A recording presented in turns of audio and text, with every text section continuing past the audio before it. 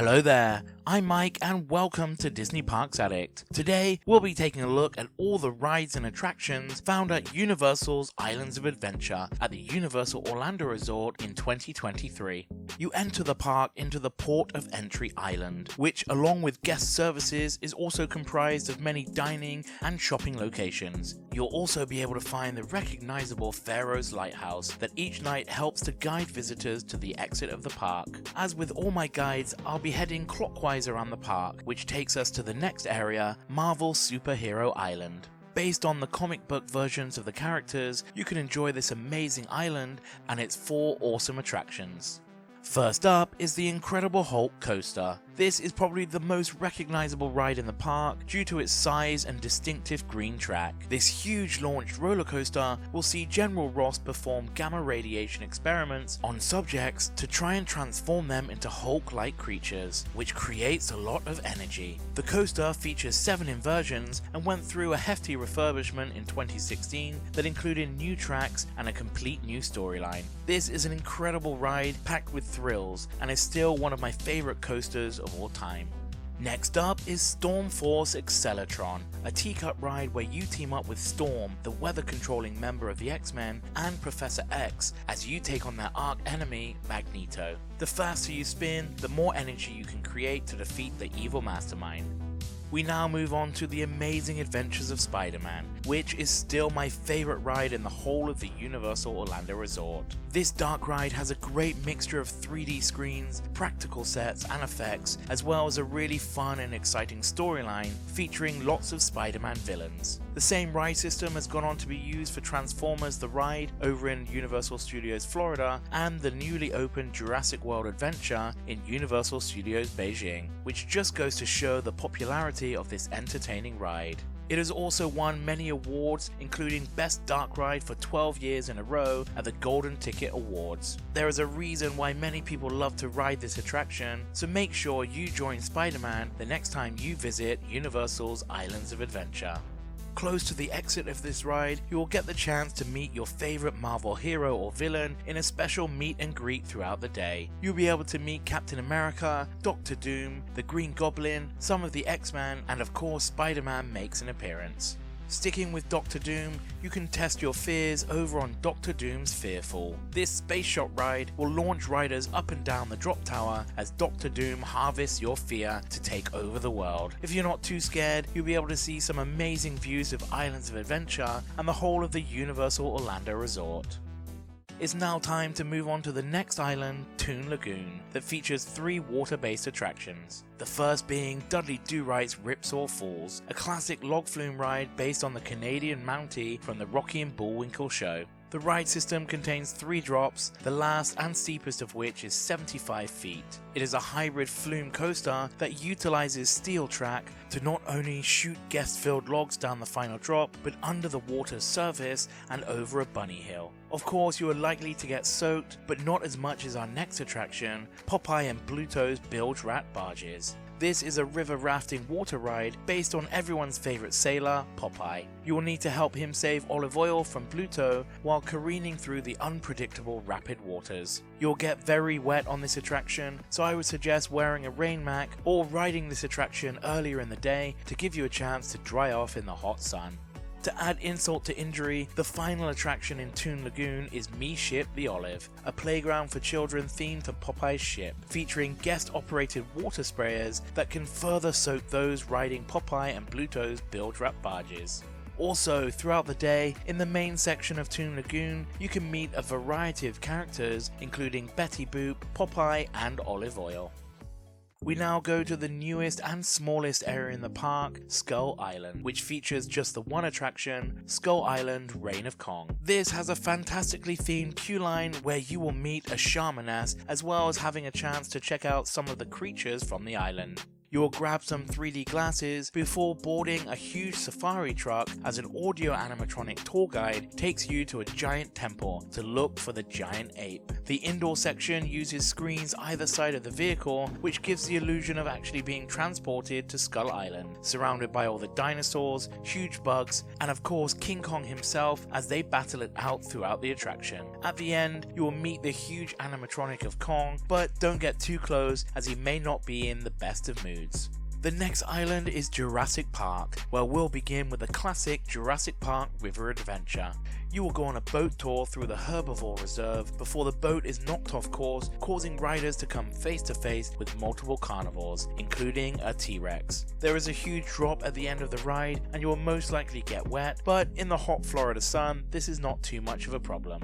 Next is Camp Jurassic, a huge play area for younger visitors to explore. They'll have lots of fun with the slides, climbing nets, water cannons and much more. Within Camp Jurassic there is another attraction, Pteranodon Flyers, a suspended roller coaster that flies you around Camp Jurassic at a nice relaxing pace, giving you an awesome vantage point of Jurassic Park and other areas of Islands of Adventure. This is aimed at younger guests, so adults can only ride this attraction if they accompany a rider under 56 inches. This attraction can easily get long wait times, so you can make use of the virtual line through the Universal app, where you can reserve a place and return at a later time. While you wait, you might want to check out the Jurassic Park Discovery Center, where you can find a restaurant as well as an interactive play area that allows visitors to learn through various activities and mini shows, including a small laboratory where guests can watch a baby velociraptor hatch from an egg. Although the land is based on Jurassic Park, all the new attractions that have been added over the last few years have Jurassic World theming, but Universal have yet to confirm if this whole island will be rethemed.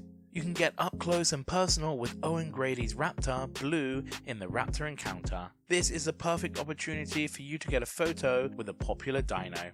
The final attraction in Jurassic Park is the newest in Islands of Adventure, the amazing Jurassic World Velocicoaster. This launch roller coaster features 2 high-speed launches, a signature 155-foot tall top hat, 4 inversions, including the beautiful Heartline roll, and reaches a maximum speed of 70 miles an hour. This is an exhilarating experience and has quickly become a favorite in the coaster community. Along with being a great coaster, it also features perfect theming with the velociraptors being present throughout the queue and ride. This coaster is definitely not for the faint-hearted, so if you enjoy thrills, make sure you ride the Velocicoaster. If you're enjoying the guide so far, don't forget to hit the like button as it helps us to share it to more visitors. We now move on to the most popular island in the park, the Wizarding World of Harry Potter, Hogsmeade. Let's start with the first attraction, Hogwarts Express. Not only does this train transport visitors between the 2 parks, it also includes a unique storyline on both of the journeys. As you head from Hogsmeade to King's Cross Station over in Universal Studios Florida, you'll encounter Centaurs in the Forbidden Forest, the spooky Malfoy Mansion, and spot the night bus as it squeezes between buildings when you arrive in London. It is the perfect way to travel between the 2 parks, but you will need a 2-park ticket to ride this train. The main attraction in the land is Harry Potter and the Forbidden Journey, a motion-based dark ride. The queue line is fantastically themed to the hallways and rooms within Hogwarts, which feels like an attraction within itself. The ride will explore many different recognizable scenes from the books and films and features a plethora of Harry Potter characters and creatures in a mixture of screens, audio animatronics and special effects. This is a fantastic attraction that always has a long wait time, so I would suggest either investing in an express pass or joining the single rider line to bring your wait time down.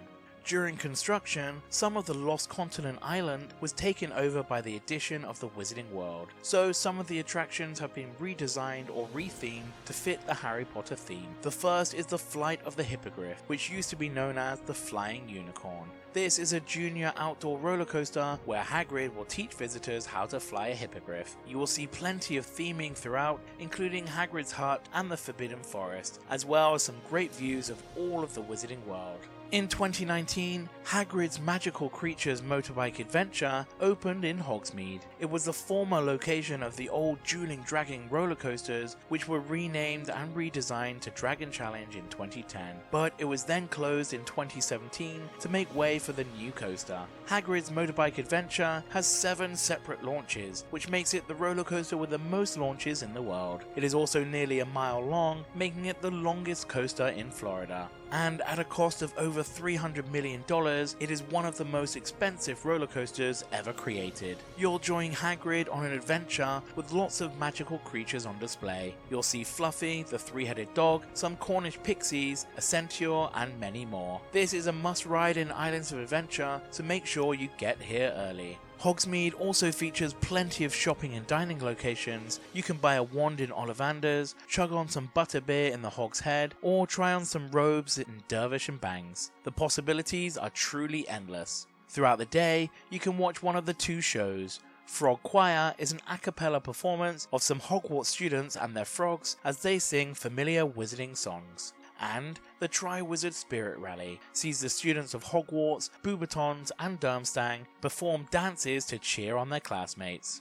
Also, there are 3 different nighttime projection shows that light up the beautiful Hogwarts castle throughout the year. The Nighttime Lights at Hogwarts Castle is the main show that celebrates the 4 houses of Hogwarts, backed by the legendary John Williams musical backdrop. The Dark Arts at Hogwarts Castle sees Voldemort, Death Eaters, and a host of other cruel legions take over the Wizarding School, which begins in the autumn and over Halloween. And then, in the winter months, the Magic of Christmas at Hogwarts brings ghosts singing Christmas carols, students building snowmen, and other wintry offerings. Hogsmeade has been a huge success for good reason, and even if you're a casual Harry Potter fan, you can't help but feel the magic in the wizarding world of Harry Potter. The next island is the Lost Continent, which is themed to ancient myths and legends. It is divided into 2 sections, an ancient Arabian marketplace called Sinbad's Bazaar and the Atlantis-themed Lost City. There was also a 3rd section called Merlin Wood with a medieval theme, but the majority of that area was taken when the Wizarding World of Harry Potter was added to the park in 2010. You'll be able to find the Mystic Fountain in Sinbad's Bazaar, an interactive attraction that tells jokes and will try to outwit anyone that tries to interact with it. Be careful, as it has the power to splash anyone that it deems unworthy. The only other attraction in the Lost Continent comes in the form of a special effects stage show, Poseidon's Fury. Join Poseidon as he takes on the evil Lord Darkanon with the use of some amazing fire and water effects. Go check out this unique attraction the next time you visit Universal's Islands of Adventure. The Lost Continent is also home to Mythos, which is one of the best restaurants on Universal property. This full-service restaurant offers Mediterranean, Asian, and American cuisine in a beautiful setting and has won many Best Theme Park Restaurant awards.